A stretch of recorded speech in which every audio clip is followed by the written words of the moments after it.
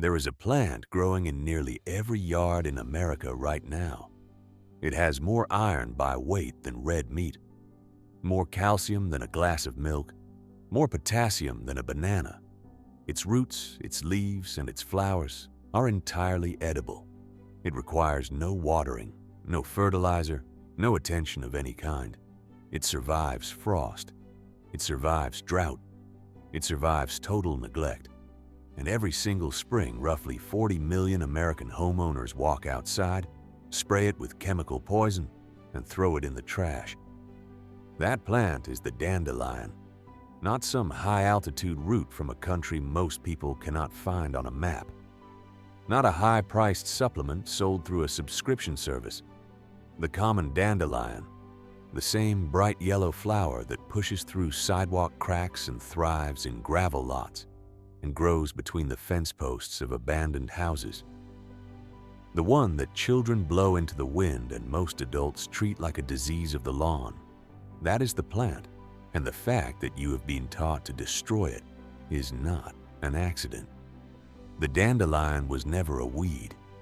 For most of recorded human history, it was a staple. Ancient Egyptians consumed it. Traditional Chinese medicine used its root for liver support and digestive health over 1,000 years ago. Greek and Roman physicians documented its properties alongside their most valued medicinal herbs. Arab scholars cataloged its uses in texts that predate the printing press. In medieval Europe, dandelion was cultivated deliberately in monastery gardens alongside rosemary, thyme, and sage. It was not growing between the rows by mistake. Monks planted it on purpose because they considered it essential to both diet and medicine.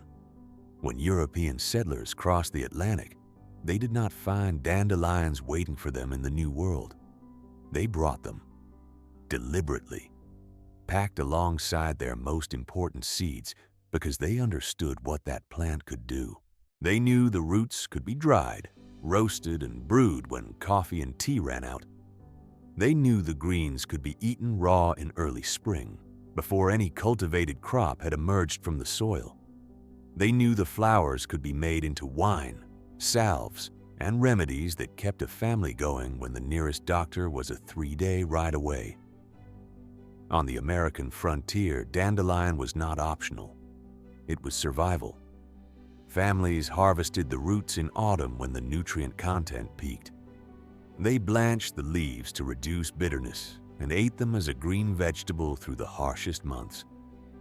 Dandelion greens were often the first fresh food available after a long winter, and in many rural households, they were the only source of essential vitamins for weeks at a time. This was not casual folk wisdom. It was practiced, generational knowledge that kept families alive when nothing else could. During the Great Depression, dandelion salad appeared on tables across rural America, not as a novelty but as a lifeline. Families who still understood the land ate for free, while others lined up at relief stations.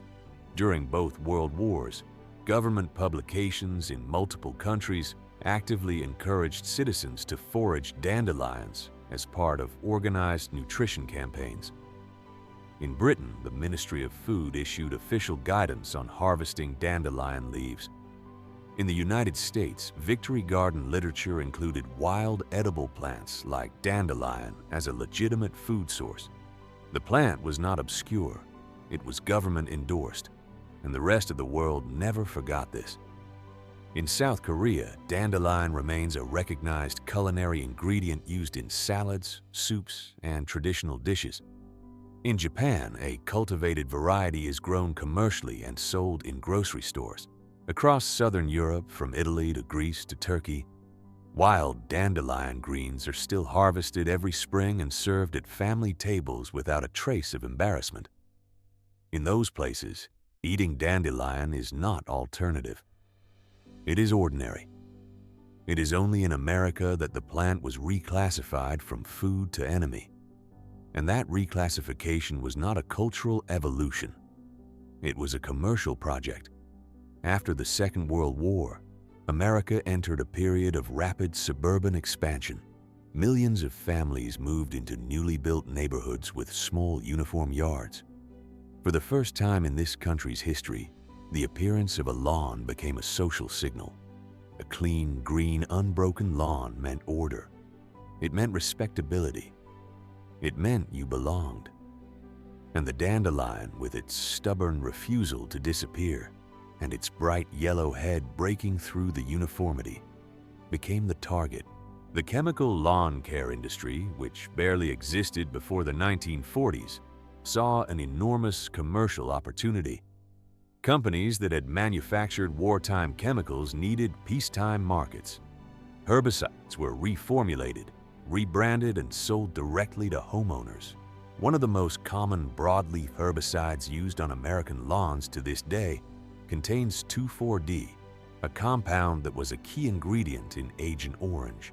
That is what millions of Americans spray on the plant their great-grandparents used to eat for breakfast. The messaging was relentless and effective. Dandelions are ugly. Dandelions lower your property value. Dandelions mean you have given up. Kill them. And Americans did. By the millions. Year after year. Today, the American lawn care industry exceeds $100 billion annually. And at the center of its entire marketing logic sits one requirement that cannot be spoken out loud. You must believe the dandelion is your enemy, because if you ever stop believing that, if you ever walked outside and saw free food instead of a flaw, the entire economic model falls apart. A plant that feeds you for nothing is an existential threat to an industry that charges you to destroy it. Now, consider what replaced the dandelion in the American diet. Iron deficiency is one of the most common nutritional deficiencies in the United States, particularly among adults over 50. It contributes to chronic fatigue, weakened immunity, poor circulation, cognitive fog, and muscle weakness. Doctors diagnose it constantly. And what do they prescribe? Synthetic iron supplements sold in plastic bottles with side effects that include nausea, constipation, cramping, and dark stools. Prescription iron infusions that can cost hundreds or even thousands of dollars per session. Fortified breakfast cereals sprayed with metallic iron particles that the human body absorbs poorly compared to the naturally occurring iron found in whole foods. Americans spend more than $50 billion a year on dietary supplements. The iron supplement market alone generates hundreds of millions in annual revenue. And virtually no doctor, no pharmacist, no dietitian in a clinical setting will ever mention that one of the most iron-dense edible plants on the continent is growing within 50 feet of the patient's front door. This is not a conspiracy in the dramatic sense. No one sat in a room and voted to suppress the dandelion. What happened is quieter and in some ways more effective. Doctors are not trained in forageable nutrition. Medical schools do not teach it. Pharmaceutical companies do not fund research on plants that cannot be patented. The food industry has no reason to promote something that requires no packaging, no shipping, and no shelf space. The result is not suppression by force. It is suppression by omission, and the outcome is exactly the same. The knowledge disappears. The plant gets poisoned, and the supplements get sold. The dandelion root contains significant concentrations of iron, calcium, magnesium, zinc, and potassium. It is rich in inulin, a prebiotic fiber that supports gut health and helps regulate blood sugar. The leaves contain more beta-carotene than carrots. The whole plant carries antioxidant compounds that have been studied for liver protective and anti-inflammatory properties. And here is a detail that almost no one talks about. The dandelion's long taproot pulls minerals up from deep underground, minerals that most shallow-rooted crops cannot reach, and deposits them closer to the surface. The dandelion is not just food for people. It is food for the soil itself. It is actively improving the ground that homeowners are paying good money to sterilize. You could harvest dandelion greens in early spring and eat them fresh. You could dry the roots in autumn and roast them into a rich, dark, coffee-like brew that supports digestion and liver function and costs absolutely nothing. You could saute the greens with garlic and olive oil, the way Italian and Greek families have done for generations. You could steep the flowers into tea. You could make vinegars, tinctures, and fermented preparations from a single plant that most Americans are paying a lawn service to remove. None of this requires expertise. None of it requires special equipment. It requires one thing. You have to stop seeing the dandelion the way you were trained to see it. There was a time in this country when people understood the ground beneath their feet well enough to feed themselves from it. When a plant that grew freely and offered real, measurable nutrition was not a source of shame, but a source of security. That understanding did not vanish because it stopped being true. It vanished because it stopped being profitable for the systems that replaced it.